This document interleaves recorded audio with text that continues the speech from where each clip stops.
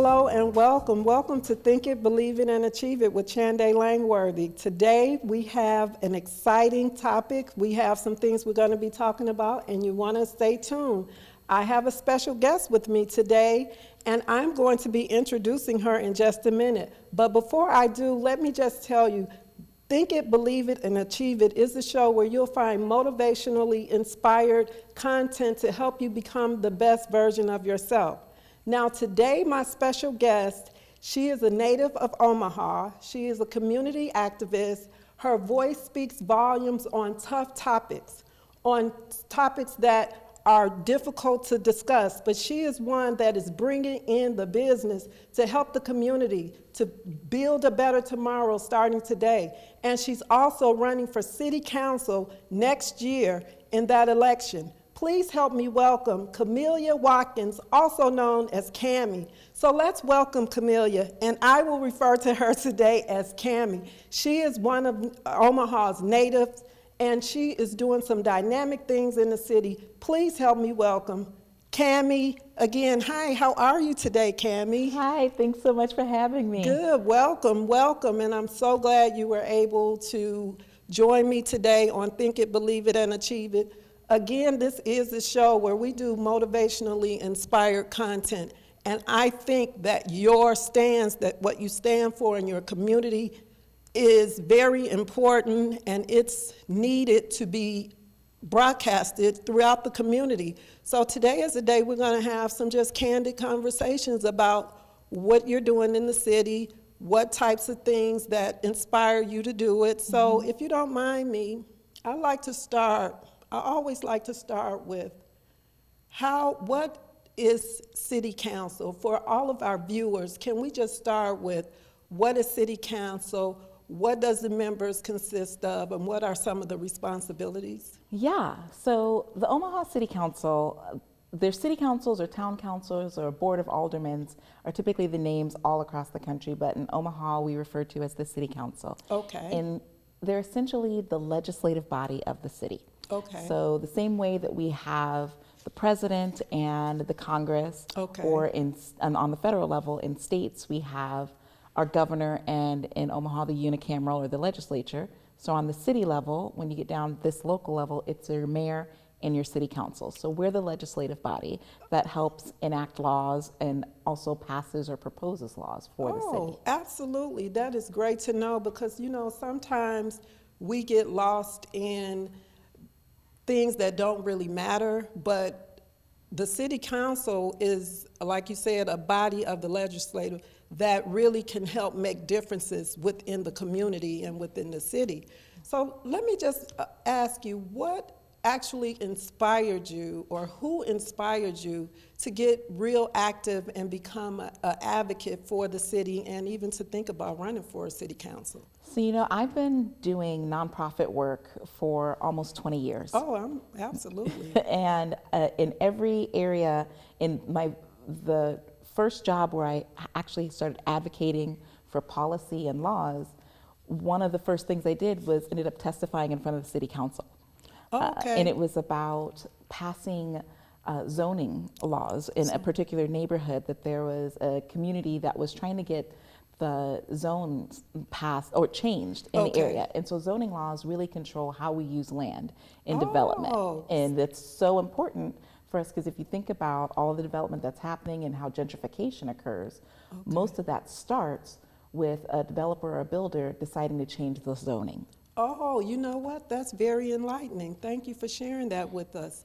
Now, also, what has happened along your journey, or what should I say, what are you doing now as it relates to the community and things that would actually benefit the city council?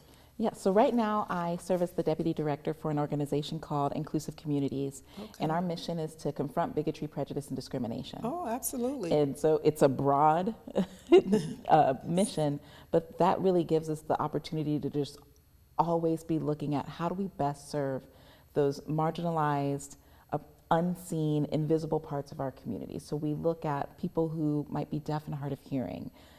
We look at racism, we look at sexism, and the LGBTQIA2S+ community. So we really figure out like what are the needs within each of these communities and how are they seeking opportunity or inclusion, belonging in the city. And through that is how we really started deciding we can't just be doing education about how connecting all of us, which is one big part of what we do. Is Absolutely. awareness around difference and creating unity within our community, and so that people can feel welcomed in their schools as well as in their businesses. But then we realized that a lot of this are systems issues. Right. There's laws and policies that happened hundreds of years ago which still impact the ability for every person in the country and in the city to feel equal. That is true. That is true. So let me ask you, if there was one specific thing, which I know there is a multitude of systems that need to be in place and things that we need to help better ourselves and our community, so individually and collectively. But I guess my question to you is, if there was one thing that you could focus your attention on, and like I said, I know there are many things that as a society we need so much, attention to, so much detail to, but if you had one thing, what would that one thing be that you would like to focus on and see a difference in? The biggest thing I'm really in where my heart work is in housing equity. Housing equity. Yes, Okay. because if we think about the greatest way in which generational wealth is passed down, it's through property and land ownership. Okay. And communities of color and lower income communities have been systematically left out of that process. Okay. So if we can shift and change the way that we do land development and allow access to those underserved communities to home ownership, but then also just quality affordable housing so that they can have quality jobs and stability, then they can start to regain wealth. And the moment that we can start to build wealth as our underserved communities, it profits and benefits the entire city, those that are already wealthy, to the middle class, to our lower income. That sounds like a good start. It sounds like a very good start. Now, let me say this. So many times we individually, we're not working collectively. And then I really think that slows us down and that hinders us. So when you think about what we can do individually, let's say, so we have the legislative area working for us, the city council, the leadership in government and everything like that. But when you think about individually, because I'm big on set expectations for ourselves. What do you think individually we can do that will service us collectively better as a society? What do you think that, even if it's just one thing or several things? I think it's about staying engaged and holding the people that you elect into offices accountable. Okay. Like if you're not paying attention, and right now what we have is several people in office that do things, but maybe only 5% of the people that they serve or are impacted by the things that we do on a local level does the majority of the population know about. And so my job is that if you are in the know, if you're a person who is in the know and understands what's going on in our community, it should be your job to teach others. Okay. To open up the door and make sure that we're educating. And that's kind of what the call that I've taken on. Okay. As like, I'm a person that has the privilege to know and see the inner workings of what's happening. So if you're a person in the know, take the time to educate others. And if you're a person who's not, this is the time to reach out and ask for help. Okay. I think too often we're afraid to say, I don't know, I don't understand, but then we are subject to the impacts of things that we don't even know about. Exactly. So don't be afraid to say, I don't understand, can you help me? Okay. And the more of us that are willing to help and those of us that are willing to ask for help, we can start to make changes. Right, so once you become, like you said, the ones that are aware of what's going on and is aware of what needs to happen and what needs to take place, those are the ones that can reach out and help those other individuals to understand what's going on within the society, within the community, thus the society, because that's going to start elevating us to the next level on all these different issues that we are faced with every day. We encounter some type of something within society that we need to be educated on. And if you're not going to self-educate, at least reach out for help, as you were saying. Yes. So you know what, that brings me to ask you, at what age were you when you really started getting really interested, in community work and being an advocate? When did that all take place? Because you seem very extremely passionate about what you're doing. So, and that's what we need. So what attributes to where you are today? I would have to really credit my mother. Okay. So my mother worked for the U.S. Attorney's Office as a legal secretary for over 20 years.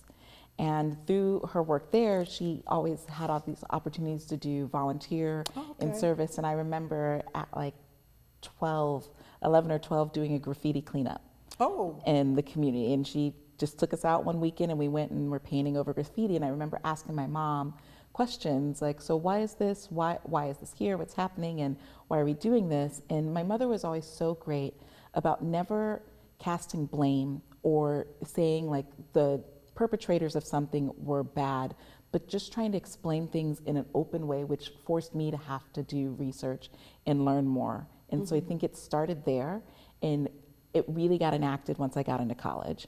And I had opportunities to be part of a social and service group where one of our main components was that we had to go out and do service projects monthly and engage in the community and give back. And that really sparked joy. I had a chance to volunteer. We did a reading club with some a youth program through the Head Start.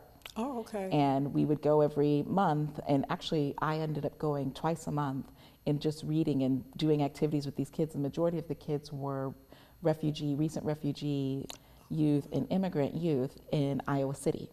And all of those experiences and hearing the stories of these families, both these refugee youth, but then I also got a chance to work with young high school and middle school kids who had recently come out as gay or lesbian in Iowa in 2001, mind you. So like it was a very conservative time, and the courage and the strength of these individuals set me on a path that like I knew this was my life's purpose, was to be helping other people. Like, and I didn't know how and which way, but I knew that my purpose was to be making a difference and to just support others and not necessarily empower, because I believe we've always had our own power. Everybody has it. So it's about sharing power and helping others build their power and recognize where their power lies. You said that so eloquently. I mean, because one thing that even on my show, the Think It, Believe It, and Achieve It show, I really like to talk about how to discover your passion and your purpose. And you were so fortunate, because a lot of times we don't realize what our passion and our purpose is right away. And you discovered that at a young age, and then here, 15, 20 years later, here you are. That rings a bell and resonates with me so well, because that's the one thing, or one of the things that I am passionate about, and that is helping build better tomorrows starting today, and bringing people to tap into what their purpose is, because that is when I believe you are really truly living. Absolutely. When you can tap into your purpose. And then once you tap in, you can come and reach back. And I think reaching back is when you're really living a life of abundance, when you're really living, as they say, your best life. Yes. Because now, not only have you serviced yourself in what means so much to you, but you're also servicing others. So in servicing others, how does that make you feel to know that you're impacting a person or a community? What do you feel? How do you feel about what you're doing? Give us some of your gratifications that you receive from what you do. I've gained so much every time that I've taken on in the roles and positions, and I've Like, I would say the times that when I have felt most rewarding or felt the most accomplished is when I knew that a large number of people benefited from the work that I did. Absolutely. And it's such a fulfillment, and but it's hard for me because I always think, okay, there's still more. There's still somebody else out there. When I randomly became chief negotiator of a union for president of the union when I was in my 20s, working for the Sierra Club, and we had a contract. And one of the main things that we found was that as employees, we just didn't have any security in our job because we were all basically on these limited duration contracts for the first 3 years of your employment. So without a notice, funding could be lost, and you would get 30 days notice that even if you had been there for 2 years, you were gone. Oh, wow. No attempts to try to resettle you. And we managed to get that greatly reduced and then the next term eliminated. And there were people that I never met that were impacted by that, but like that I felt was one of the greatest, proudest things I'd ever done because I was scared. I can see why someone like you would be a great fit for City Council, to be a part of that whole body of empowerment, that body of people that will take the city seriously and the community seriously. And I also like the fact that you said there is no finish line. There is no finish line. The work has to continue. So there's no, okay, when I get to this point or when I get to that point. The work has to carry itself out for the duration. Absolutely. So I don't see any work as we individually and collectively do what our calling is or our purpose is or our assignment is. I don't see it as any finish lines, none whatsoever, because there's so much work to do. And like you just said, every time you complete one thing, you get to the next thing. So what is like your next thing right now within what you do for the community, and as well as what you like to see happening in City Council? So I want to start to see us and the programs that we're developing really start to address the root causes of problems like poverty, homelessness, hunger. Absolutely. Like, we've been spending, and it's good work, like we've been spending a lot of time, like the faucet's running and we're just trying to catch the water. And that's so important because we got to catch the water, but at some point we got to figure out where the spigot is. And that's where I think we as a community, as a whole, has to start to move to. We've got enough people on the ground that are still catching the water so that we can still try to minimize the impact to the people that are flowing down that faucet. But we also have to figure out how do we turn it off, because this isn't living. And it's like exactly as you said, like this journey keeps going. And as long as there are people on this planet, there will continue to be work to be done, because we are evolving, we are a work in progress, and so all of the things that impact us are a work in progress. So it's environment, and all of it is linked together. So I want to make sure, like as a community, we all understand environmental issues are poverty issues, our homelessness issues, our food issues, our business issues. It's all linked, and we have to start to figure out what was the root cause and get that fixed, and then we can close address that everyone hole. else. Once we can close that gap is then when we can really start. So now the water is not just, haphazardly dripping. We've closed that gap, and I agree with you on that, because it's so heartbreaking to see people not having a place to live.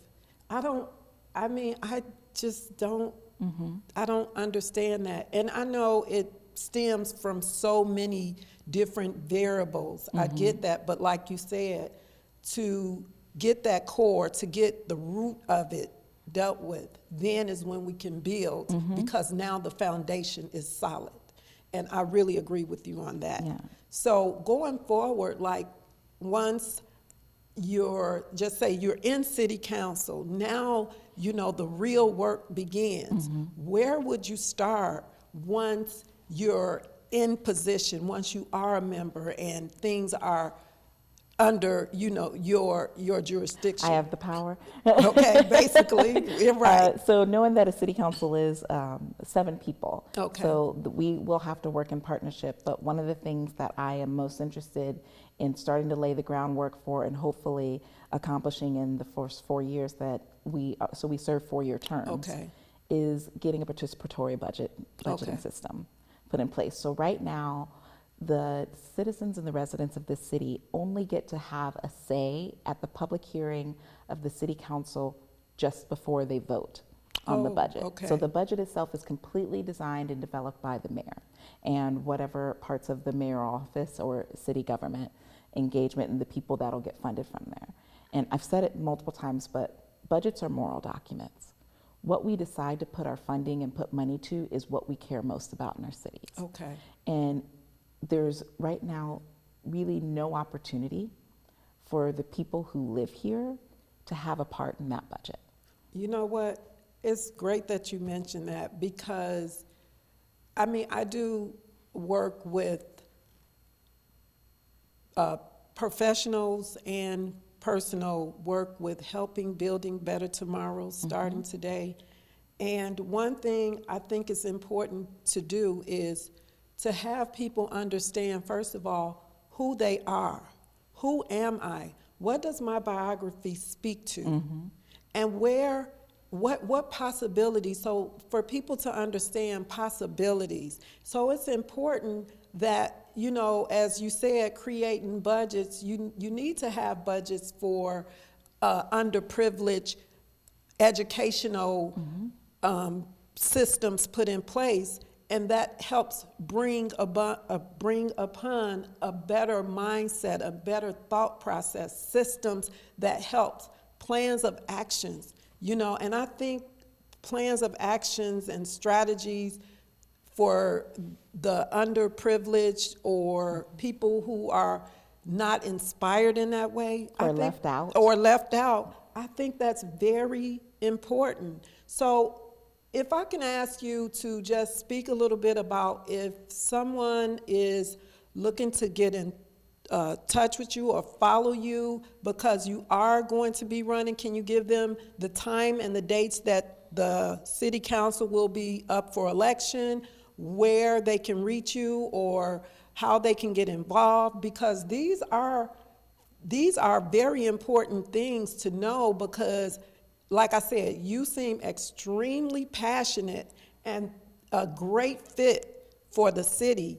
in these community situations that we face and we encounter every single day. So we need people like you, Thank you. to take stands and have those tough conversations and stand up for the underprivileged and people who are suffering through so many things. And it can go from mental illness all the way to homeless to, it's a multitude of problems that we suffer every single day. So how can we get in touch with you? How can we follow you? When is the next election? What number should we find? Yes.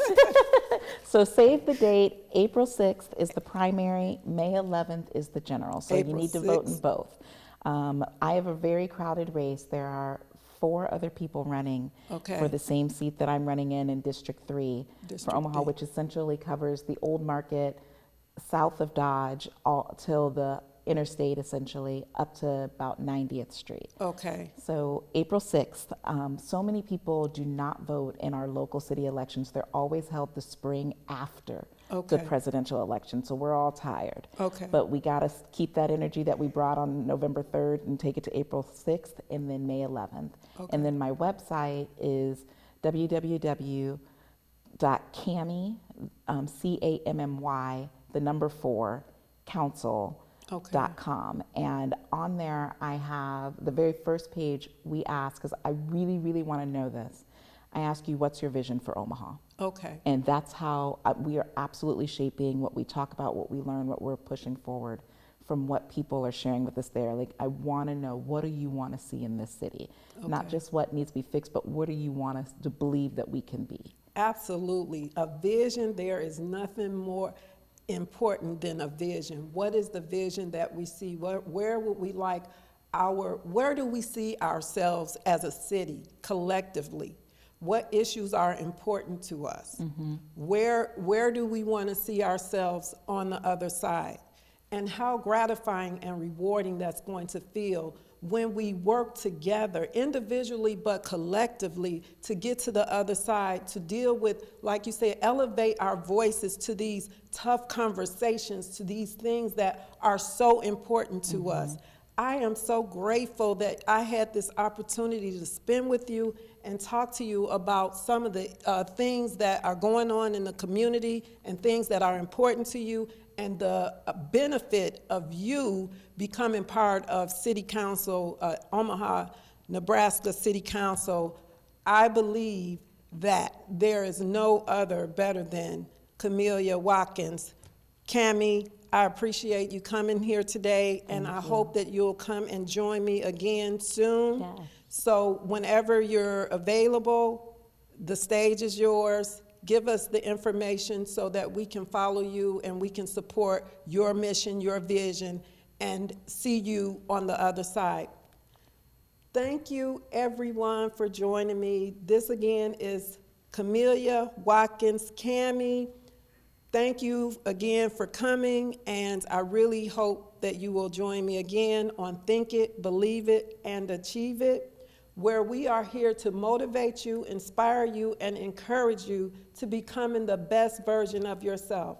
So please join me on my next segment of Think It, Believe It, and Achieve It, where we will have more topics, more special guests to bring to you what will make you become the better version of yourself. So join me next time. Hope to see you soon.